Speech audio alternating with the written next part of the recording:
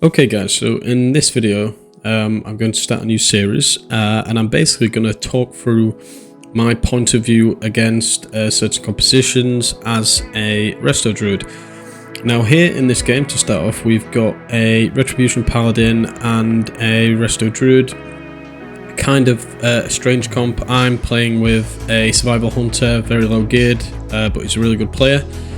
It's quite a long game, it's about 8 minutes long, so I'm just going to talk you through kind of what the strategy is, what I'm thinking at certain times, and hope this helps people improve. I certainly know it helped me improve, so hopefully you guys enjoy. So starting off, the main things I'm trying to do here is to keep my distance from the Paladin, and also every time the hunter traps, I'm trying to bash the paladin so we can create a bit of distance between the hunter, and then I'm trying to clone off the trap. So as you can see here, I'm just focusing on kiting the paladin round, keeping all my hots on my hunter at all times. I'm bringing him up back to full health on a hodge burst, generally with swift mend and nature swiftness. I'm cloning the druid where I can. And you can see here, I'm just trying to keep my distance all times, trying to keep max range. Now this is really important in this comp because the Paladin burst is so RNG, and it's going to kill you really, really fast. Now I think in this game, I was actually getting quite frustrated at the fact that I was getting hodged every, like, so many seconds. And I've actually turned Omnibar off, as it was bugging in this game, so I do need to turn it back on, but normally I would be tracking these CDs. So you can see there again, my hunter is trapping the Resto druid. Now I couldn't go in there for a clone. Some people may be thinking, why didn't I go in for the clone? Well, I would cross the paladin's path, so what I tried to do is route the paladin there instead. So generally, you need to be looking for when you can pushing to get the bash, as it's not always necessary. Sometimes it's just better to keep the distance to allow the hunter to obviously mitigate and just to max damage, and then play off the next trap rather than try and force all the cooldowns anyway.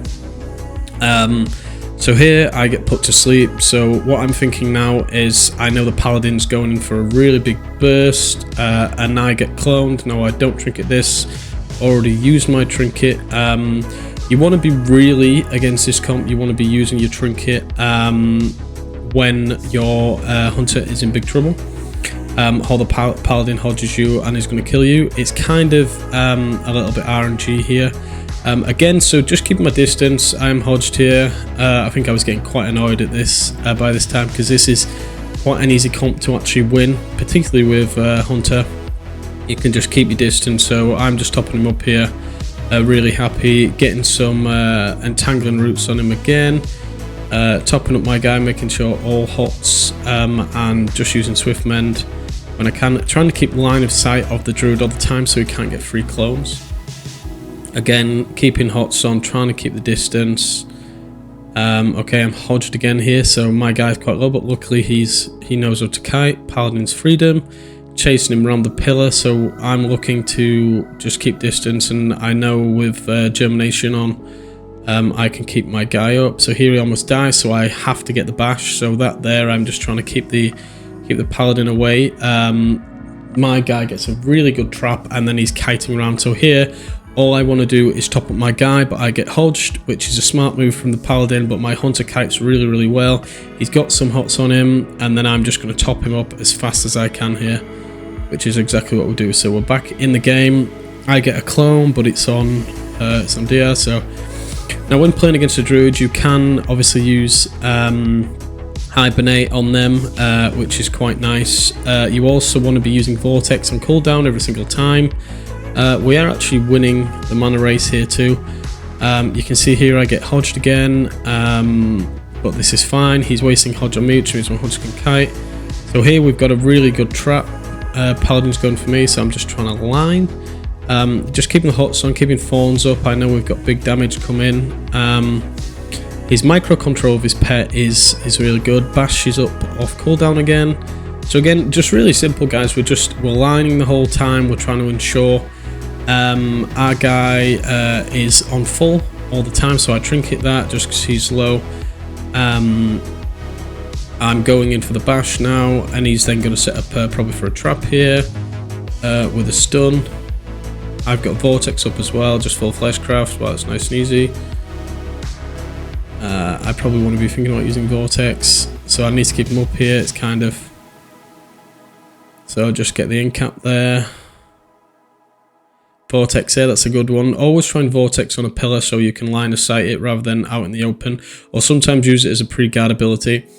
So again, we're just kiting around, guys. It's just really simple play. I'm now trying to get some mana just to ensure that my guy, because this is going for the long haul. We're at 52% dampening. I think it goes all the way to 70 here.